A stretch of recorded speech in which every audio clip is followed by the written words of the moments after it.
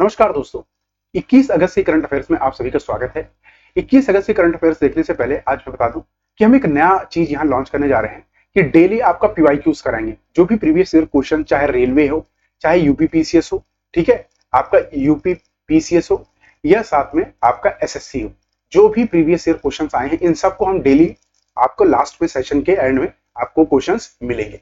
इससे क्या होगा, आपका ना प्रिपरेशन होती जाएगी, क्योंकि किसी भी एग्जाम्स को क्लियर करने से पहले ना जो उसकी सीढ़ी होती है वो होती है पीवाईक्यूज। तो पीवाईक्यूज करना बहुत जरूरी है। साथ में हम डेली रिवीजन भी करा करेंगे, जैसे जो हमने आज पढ़ा है ना वो हम कल क्लास में जब भी हम स्टार्ट करेंगे देख लेंगे कि हमने आज क्या पढ़ा है। ठीक है, वन लाइनर होगा, एक लाइन में उसका क्वेश्चन और आंसर, ठीक है, एक्सप्लेनेशन उसमें नहीं होगी, ये ध्यान रखिएगा। तो आज ध्यान रखिएगा 20 और 21 अगस्त से करंट अफेयर से। तो आइए स्टार्ट करते हैं। थोड़ा सा लंबा सेशन हो सकता है पर आप जुड़े रहिए, अच्छा लगेगा आपको। तो पहला प्रश्न है, हाल ही में किस राज्य सरकार ने पहला सौर गांव लॉन्च किया है? तो आपको पता है ना, प्रधानमंत्री सौर गांव बिजली मुफ्त बिजली योजना अभी लॉन्च हुआ है, जिसके अंदर रूफटॉप सोलर दिया जा रहा है ना गांव में। तो पहला गांव उसके तहत कौन सा बना है? ए गुजरात, बी केरल, सी महाराष्ट्र या डी गोवा? इसका सही उत्तर है सी, महाराष्ट्र सरकार ने अभी लॉन्च किया है। तो अगर महाराष्ट्र की हम बात करें, आप मुझे कमेंट बॉक्स में बताइए कि महाराष्ट्र के गवर्नर कौन है? गवर्नर कौन है? ठीक है। अच्छा, यहाँ के सीएम है एकनाथ शिंदे, ये ध्यान रखिए। इन्होंने सतारा जिला कहां पर है? महाराष्ट्र में। गांव है मनचिवाड़ी, ध्यान रखिए, ठीक है। पहला गांव बना है, इसका भी हाल ही में अनावरण किया गया है। इसके साथ आइए भारत में जो भी चीजें पहली बार हुई हैं उन सबको हम यहाँ रिवाइज कर लेते हैं। जैसे कि ध्यान रखिएगा, बीपीसीएल ने भारत का पहला जैव ईंधन मिश्रण HFCD बंकर लॉन्च किया है, कहां पे? मुंबई में। वहीं जल मेट्रो परियोजना वाला भारत का पहला शहर कौन सा है? कोची, केरल में। देश का पहला एआई सिटी कौन सा है? लखनऊ, उत्तर प्रदेश। रोपवे शुरू करने वाला भारत का पहला शहर कौन सा है? वाराणसी, उत्तर प्रदेश। भारत का पहला 24x7 सौर गांव कौन सा है? ऊर्जा गांव? तो गुजरात का मंडेरा गांव। अब आप कंफ्यूज हो रहोगे कि अभी तो आप सर ने बताया कि महाराष्ट्र में नहीं, ये ध्यान रखिए 24x7 सौर ऊर्जा, यहाँ ये बात हो रही है, ठीक है, ये ध्यान रखना है आपको। भारत की पहली सोलर सिटी कौन सी है? सांची, कहां पर है? मध्य प्रदेश। भारत का पहला साहित्य का शहर, अभी हाल ही में यूनेस्को द्वारा इसे चुना गया था, यह ध्यान रखिएगा, किसको? कोझिकोड, कहां पर है? केरल। भारत का पहला वेटलैंड शहर कौन सा है? उदयपुर, कहां पर है? राजस्थान। अच्छा, राजस्थान की कैपिटल क्या है? अगर मैं आपसे पूछूं राजस्थान की कैपिटल क्या है, आप मुझे कमेंट करिए, कमेंट करिए। देखिए, कमेंट करने से आपका ये फायदा होगा, आपका रिवाइज हो जाएगा। मुझे क्या, मैं तो आंसर भी दो, अगर यहाँ पर ज्यादा टाइम लगेगा, जयपुर है, गांधीनगर है, क्या है, मैं 2 मिनट बता सकता हूँ, लेकिन मैं चाहता हूं आप जितना कमेंट करेंगे आपका रिवाइज होगा। आइए अगला प्रश्न देखते हैं। बीपीसीएल ने भारत का पहला जैव ईंधन मिश्रण FHSD बंकर कहां लॉन्च किया है? ए गुड़गांव, बी मुंबई, सी कोलकाता, डी दिल्ली? यदि आप इस सेशन को अच्छे से देख रहे होंगे ना, दिमाग में अगर अच्छे से आप देख रहे हैं तो आपको इसका आंसर पता हो, क्योंकि अभी जस्ट स्लाइड जो पीछे गई है उसमें मैंने इसको उत्तर बताया था। ध्यान रखिए, कहां पर बताया था? मुंबई, ठीक है। इसका सही उत्तर है क्या? बी, मुंबई, ये ध्यान रखिए। आपको इस दिखाने के लिए देखिए कितना आप अलर्ट है, उससे ये पता चलता है। बीपीसीएल ने भारत का पहला जैव ईंधन मिश्रण एफडी बंकर कहां लॉन्च किया? मुंबई, ये देखिए। तो अलर्टनेस बहुत जरूरी है। हमारी चीजें कई बार आंखों से गुजर जाती है पर हमें समझ नहीं आता, ठीक है, ये ध्यान रखना है आपको। वही जैव ईंधन किसे कहते हैं, ये ध्यान रख लिए। कई बार ये आदमी को क्लियर होना चाहिए, इसी में आदमी फंस जाता है कि जैव ईंधन होता क्या है।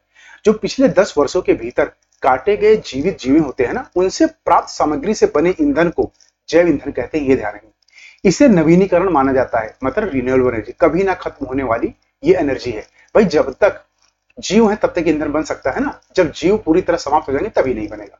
क्योंकि इससे क्यों उसको नवीनीकरण कहा गया? क्योंकि इसके जलने के बाद वातावरण में कार्बन डाइऑक्साइड, जो आपके CO2 बोलते हो ना, वो रिलीज नहीं होती, इसलिए। अच्छा, बीपीसीएल ने मुंबई बंदरगाह पर किया, अगर सही एग्जैक्ट पूछे तो मुंबई पोर्ट पे, ध्यान रखिएगा। भारत का पहला जैव ईंधन मिश्रण high flag high speed diesel bunker launch किया है। अच्छा, इसको लॉन्च करने का फायदा क्या मिलेगा? तो समुद्री ईंधन, हरित समुद्री ईंधन की दिशा में एक महत्वपूर्ण कदम है, ये आपको ध्यान रखना है। अगला प्रश्न है, हाल ही में किस देश ने अपने नागरिकों द्वारा अनिवार्य सैन्य सेवा को फिर से शुरू किया है? वेरी इंपॉर्टेंट क्वेश्चन है, ये भी ध्यान रखिएगा, ऐसे प्रश्न आते हैं। ए स्विट्जरलैंड, बी क्रोएशिया, सी इंडिया या डी पाकिस्तान? इसका सही उत्तर है, ध्यान रखिएगा, बी, क्रोएशिया ने हाल ही में इसको फिर से स्टार्ट किया है। अच्छा, वहीं इसके अगर हम मोस्ट इंपॉर्टेंट पॉइंट्स की बात करें तो एक बारी आप पहले क्रोएशिया की लोकेशन जरूर देख लिया क्योंकि बहुत इंपॉर्टेंट है एग्जाम की दृष्टि से। तो इसकी अगर कैपिटल पूछेंगे तो ज़ेब्रेई, ये आपको ध्यान रखना है। अगर इसके मोस्ट इंपॉर्टेंट पॉइंट की बात करें तो क्रोएशिया ने 1 जनवरी 2025 से अगर डेट पूछा जाए तो ध्यान रखिएगा 2 महीने की अनिवार्य सैन्य सेवा को निर्धारित किया है। मतलब जो भी लोग 18 साल की उम्र कंप्लीट कर लेंगे ना, उनको 2 महीना 2 मंथ्स सर्विस देनी पड़ेगी। अच्छा, ऐसा कितने देशों में आपको पता है? ऐसा 60 से अधिक देशों में है। और क्रोएशिया में पहले भी था ये, लेकिन 2008 में उसने इसे खत्म कर दिया कि अनिवार्यता सेवा नहीं देनी है। जहीं अगर आप बात करें 60 देशों में, तो स्विट्जरलैंड में भी है, जहां पुरुष सिविल सेवा के विकल्प के लिए साथ सैन्य प्रशिक्षण से गुजरना पड़ता है। वहीं इजराइल में है, जहां पुरुषों और महिलाओं को दोनों को 18 साल की कम उम्र से सैन्य सेवा अनिवार्य है। जैसे ही आपकी उम्र 18 साल होगी देना पड़ेगा। अच्छा, क्रोएशिया के राष्ट्रपति हैं जोरान मिलानोव और पीएम है यहाँ के एंड्रोज प्लेनकोविक, ये ध्यान रखिएगा। आपको मैंने इसकी कैपिटल बता ही दी है, कैपिटल ध्यान रखिए क्या है? ज़ेब्रेई, ये ध्यान रखिएगा। ठीक है, आइए अगला प्रश्न देखते हैं।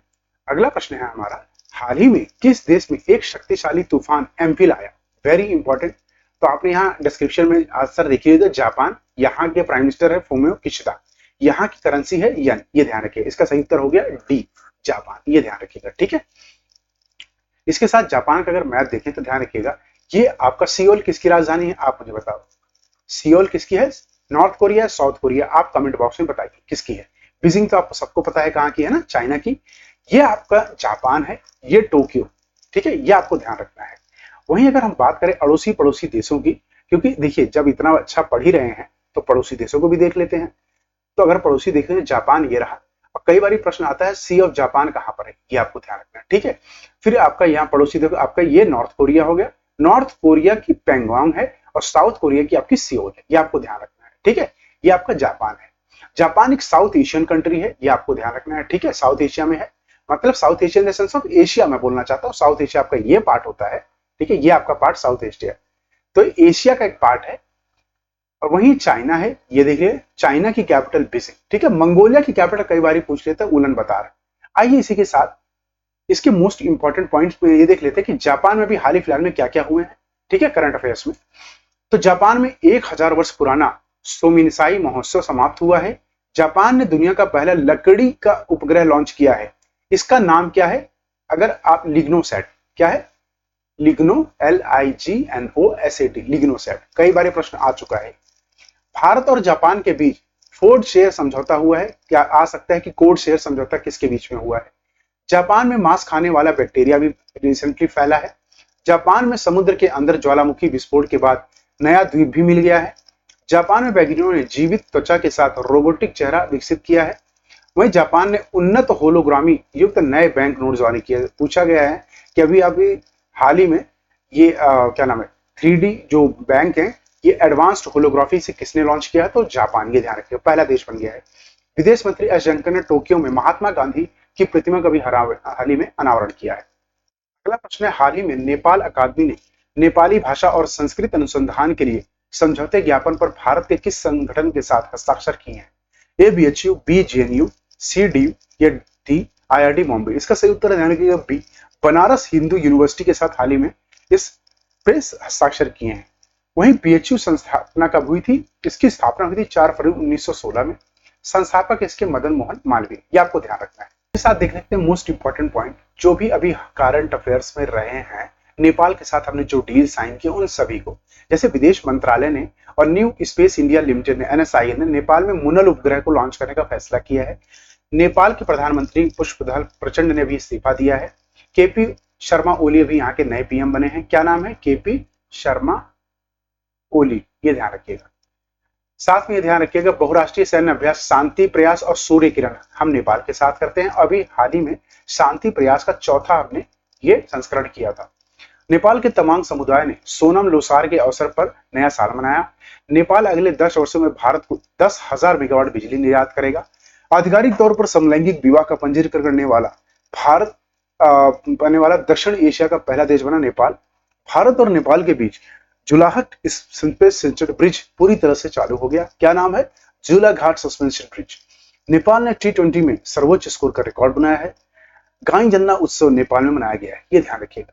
अगला प्रश्न है, हाल ही में किस देश ने हैजा फैलने की घोषणा की है? A Nigeria, B Congo, C Ethiopia या D सूडान? इसका सही उत्तर है डी, सूडान ने हाल ही में इसकी घोषणा की है। इसका प्रकोप अप्रैल 2023 से सूडानी सशस्त्र बलों और रैपिड एक्सपोर्ट प्रोसेस के बीच संघर्ष के कारण हुआ था, ध्यान रखिएगा। वहीं मलेरिया, खसरा जैसी महामारी रोगों का प्रसार यहां से तब से हो रहा है। हाल ही में डब्ल्यूएच ने हैजा के कारण 316 मौतों की सूचना दी है। डब्ल्यूएच का मुख्यालय जिनेवा, स्विट्जरलैंड में है। स्थापना इसकी 7 अप्रैल 1948 में हुई थी। डब्ल्यूएच के महानिदेशक हैं टेड्रोस अधनोम घेब्रेयेसस, ये ध्यान रखिएगा। अगला प्रश्न है, पेरिस पैरा ओलंपिक 2024 में भारत की महिला ध्वजवाहक कौन है? वेरी इंपॉर्टेंट प्रश्न, ध्यान रखिएगा। कई बार प्रश्न ऐसे आते हैं, ए पीवी सिंधु, बी मनु भाकर, सी भाग्यश्री या डी मीता राठी। इसका सही उत्तर है सी भाग्यश्री। हाल ही में अभी इसमें नियुक्त हुई है महिला ध्वजवाहक पेरिस ओलंपिक 2024 में, पैरा, ठीक है, पैरा ओलंपिक में, ये ध्यान रखिएगा, पैरा ओलंपिक में। वहीं पीवी सिंधु की बात करें तो ये पैरा ओलंपिक्स में नहीं, ओलंपिक्स में, जो मेन ओलंपिक्स होता है उसमें ध्वजवाहक है, ठीक है, ये ध्यान रखिएगा। मनु भाकर उसमें आपकी टॉर्च, आपकी जो सॉरी फ्लैग बीरर थी, लेकिन कब? समापन समारोह, कब? समापन, ये आपको ध्यान रखना है। इसी के साथ आइए ओलंपिक्स में सभी प्रश्नों को हम फटाफट देख लेते हैं कौन से हैं। उसके साथ मैं ये बता दूं कि सुमित अंतिल का भी नाम ध्यान रखिएगा, ये फ्लैग बीरर है मेल, ठीक है, ये ध्यान रखिएगा। वहीं पेरिस ओलंपिक्स की बात करें तो नीरज चोपड़ा ने पेरिस ओलंपिक्स में 2024 में भाला फेंक की स्पर्धा में रजत पदक जीता है। भारत ने ओलंपिक 2024 की हॉकी स्पर्धा में कांस्य पदक जीता है। वहीं स्वप्निल कुशाल ने पुरुषों में 50 मीटर राइफल में कांस्य पदक जीता है। सरबजोत सिंह ने पेरिस ओलंपिक 2024 में भारत के लिए कांस्य पदक जीता है। पेरिस ओलंपिक 2024 में 2 कांस्य पदक जीतने वाली एक मनु भाकर बनी है। बिल्किश मीर को पेरिस ओलंपिक 33वां जो ग्रीष्मकालीन था ना इस वाला, उसमें जूरी सदस्य बनाया गया है। अभिनव बिंद्रा को 2024 में पेरिस ओलंपिक्स के लिए टॉर्च बीरर चुना गया है। पेरिस ओलंपिक्स में भारत की महिला ध्वजवाहक है पीवी सिंधु। पेरिस ओलंपिक में पुरुष ध्वजवाहक थे शरद कमल। थॉमस बाग को अंतर्राष्ट्रीय पेरिस ओलंपिक का अध्यक्ष बनाया गया है। पेरिस ओलंपिक 2024 का मैस्कट है ओलंपिक फ्रिज। अगला प्रश्न है, पश्चिमी भारत बिलियर्ड्स फाइनल किसने जीता है? ए पंकज अडवाणी, बी एस श्री कृष्णा, सी मोहित अग्रवाल या डी पी श्रीजेश। इसका सही उत्तर है ए पंकज अडवाणी, ये ध्यान रखिएगा। अगला प्रश्न है, हाल ही में खबरों में देखा गया मुद्रा घोटाला किस राज्य से जुड़ा है? ए केरल, बी तमिलनाडु, सी कर्नाटक या डी महाराष्ट्र। इसका सही उत्तर है सी कर्नाटक राज्य से जुड़ा है, ये ध्यान रखिएगा। वो 1904 में स्थापित हुई थी मुदा। तो मैसूर में शहरी नियोजन का एक प्रबंधन है, ठीक है, मैसूर अर्बन डेवलपमेंट अथॉरिटी, इसका यही नाम ही है। तो भूमि अधिग्रहण के कारण जांच का विषय बना हुआ है अभी हाल ही में। इसमें क्या हुआ, अभी 17 प्लॉट जो है ना, वो सिद्धरमैया की वाइफ जो है उनके नाम पाया गया है। तो इसमें बहुत उल्टाफेर हुई है, इसी कारण यह न्यूज में है। तो पूछा जा सकता है, तो सीएम कौन है? सिद्धरमैया, कांग्रेस से हैं। गवर्नर है कर्नाटक के थावरचंद गहलोत, ये ध्यान रखिएगा। तो अगला प्रश्न है, कौन सा देश विश्व का दूसरा सबसे बड़ा एल्युमिनियम उत्पादक है? इसका सही उत्तर है, ध्यान रखिएगा, विश्व का सबसे बड़ा उत्पादक है दूसरा सी भारत। पहला कौन है? फर्स्ट है आपका चाइना, ये ध्यान रखिएगा। वो इसके मोस्ट इंपॉर्टेंट पॉइंट है, यह दुनिया में फल और सब्जी उत्पादन में दूसरे स्थान पर। कौन?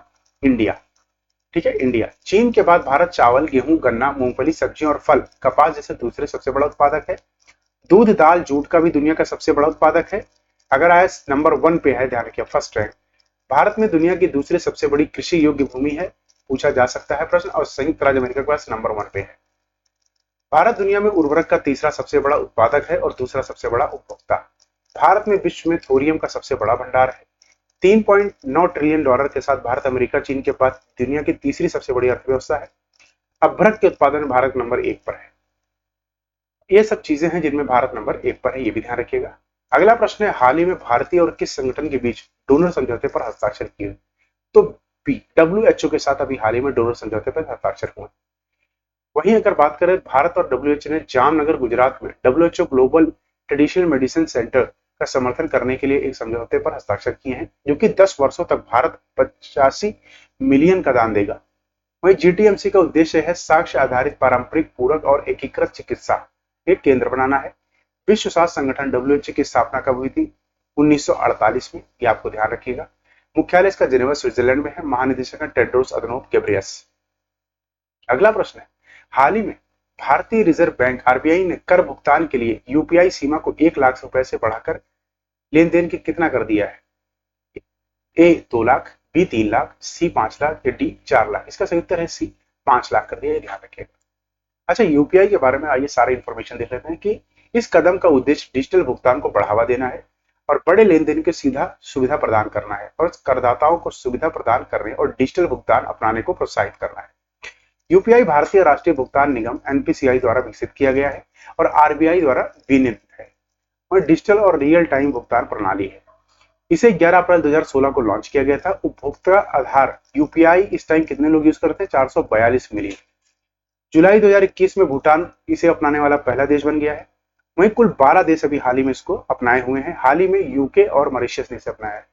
आरबीआई की स्थापना 1935 में हुई थी। गवर्नर इसके शक्तिकांत दास। अगला प्रश्न है, यूपी और बिहार में नमामि गंगे मिशन 2.0 परियोजना के लिए आवंटित कुल स्वीकृति राशि क्या है? ए 1000 करोड़, बी 850 करोड़, सी 500 करोड़ या डी 920 करोड़। तो हाल ही में सरकार ने 820 करोड़ इसमें आवंटित किए हैं, ध्यान रखिएगा। तो इस परियोजना से प्रतिदिन 145 मिली मेगा लीटर की एमएलडी सीवेज को सीधा अब मतलब सीवेज नेटवर्किंग का एक तरह जो वेस्ट वाटर उसको ट्रीट किया जाएगा, ये ध्यान रखिएगा। नमामि गंगे कार्यक्रम एक एकीकृत संरक्षण मिशन है जिसे जून 2014 में लॉन्च किया गया था। ये फ्लैगशिप कार्यक्रम है। फ्लैगशिप इसके अंदर बहुत सारे कार्यक्रम और भी जुड़े हुए हैं। अगला है, यह जल संसाधन नदी विकास और गंगा कायाकल्प विभाग जल शक्ति मंत्रालय के तहत आता है। यह कार्यक्रम राष्ट्रीय स्वच्छ गंगा मिशन का एक पार्ट है। ये हमारी गंगा रिवर का मैप है। थोड़ा सा धुंधला दिख रहा है लेकिन आप इसको अच्छे से देख सकते हैं। गंडक, राप्ती, घग्गर, शारदा ये सब इसके ट्रिब्यूटरीज हैं, ध्यान रखिएगा। अगला प्रश्न है, भारतीय सेना ने हाल ही में पर्वत प्रहार अभ्यास कहां आयोजित किया? ए बाहोल, बी लद्दाख, सी सियाचिन या डी कश्मीर। तो इसका सही उत्तर है बी, लद्दाख में भी हाल ही में किया, ध्यान रखिएगा लद्दाख। तो घरेलू सैन्य अभ्यास और कौन कौन से है? गांडीवी विजय, पश्चिमी लहर, वायु शक्ति और विजय प्रहार। ये देखिए, ये हमारा लद्दाख लेह के पास, ठीक है, यहाँ भी हाल ही में इसको आयोजित किया गया था। अगला प्रश्न है, हाल ही में 17वां दिव्य कला मेला कहाँ आयोजित किया गया है? ए हैदराबाद, बी कोलकाता, सी रायपुर या डी लखनऊ। इसका सही उत्तर है सी, छत्तीसगढ़ के रायपुर में हुआ है। ठीक है, ये ध्यान रखिएगा। ठीक है, ये ध्यान रखिएगा। इसी के साथ आइए मोस्ट इंपॉर्टेंट जो भी हाल ही में मेले और फेस्टिवल्स अभी पूजे गए हैं उनको देख लेते हैं। जैसे एथुरियम महोत्सव मिजोरम में मनाया जाता है। नाडा हब्बा दशहरा मेला कर्नाटक का है। बन्नी उत्सव आंध्र प्रदेश का। बोनाखाई त्योहार उड़ीसा का। बोनावली उत्सव तेलंगाना का है। बथुकम्मा फूलों का त्योहार ये भी वहीं का है। वहीं चचिन चराई महोत्सव अरुणाचल प्रदेश का है। पक्के पग्गा हार्मल फेस्टिवल अरुणाचल प्रदेश का है। कैर पूजा महोत्सव त्रिपुरा का है। हरेला त्योहार उत्तराखंड का ऋतुओं का स्वागत का त्योहार है। बगम वैली महोत्सव जम्मू कश्मीर का है। नवओज नव वर्ष का संबंध पारसी समुदाय का है। मक्खन महोत्सव अंडूरी उत्तराखंड का है। बिहू फेस्टिवल असम का है। भारत का पहला प्रकाश स्तंभ उत्सव गोवा में मनाया गया, ध्यान रखें। अगला प्रश्न है, कौन सा संस्थान हाल ही में खबरों में rapid innovation and startup expansion त्वरक कार्यक्रम से जुड़ा है? ए निम्से या बी अटल इनोवेशन मिशन या सी आरबीआई या डी सेबी। ध्यान रखिए, इसका सही उत्तर है बी, अटल इनोवेशन मिशन। ठीक है, ये ध्यान रखिएगा। वहीं अटल इनोवेशन मिशन जो ऑस्ट्रेलिया और इंडिया को साथ में काम करने के लिए प्रोत्साहित करने के लिए बनाया गया है, जिसको एग्रीटेक कोहार्ट नाम दिया गया है, ध्यान रखिएगा। इसी के साथ आइए देख लेते हैं कि प्रीवियस ईयर क्वेश्चन पेपर, ठीक है, पीवाईक्यू जो कि वेरी इंपॉर्टेंट है इस सेशन को, उसके बाद ऐड करते हैं। जैसे कि ध्यान रखिएगा, क्लिटोरमेथिन और किस नाम से जाना जाता है? तो क्लोरोफॉर्म नाम से जाना जाता है। भारत में सूक्ष्म वित्त संस्थानों माइक्रो फाइनेंस इंस्टीट्यूशन का नियामक कौन है? कौन कंट्रोल करता है? आरबीआई। पेनल्टी कॉर्नर किस खेल से संबंधित है? हॉकी से। हर्षवर्धन के शासनकाल में चीनी यात्री ने भारत का दौरा किया था, उनका नाम था हुआन सांग। ठीक है, किस संवैधानिक संशोधन द्वारा भारत में मौलिक कर्तव्य जोड़े गए थे? बाइलिस्फा 1976 में आया था। किस धातु को केवल विद्युत अपघटन एक्ट्रोलाइसिस द्वारा निष्कृत कराया जा सकता है? तो एआई मतलब एल्यूमिनियम। भारत के संदर्भ में सिलंबम, थांगत और थोड़ा शब्द किससे संबंधित हैं? तो यानी कि युद्ध कला नृत्य से। भारत में पहली बार राष्ट्रीय आय का अनुमान किसने लगाया था? दादा भाई नौरोजी। किस शासन ने धर्म को अपनाया था? चंद्रगुप्त मौर्य। सी के नायडू ट्रॉफी किसके से संबंधित है? क्रिकेट, ये ध्यान रखिएगा। इसी के साथ यह सेशन खत्म होता है। आप सभी का शुक्रिया। कल फिर मिलेंगे 22 अगस्त को। तब तक अपना ख्याल रखिए। जय हिंद, जय भारत।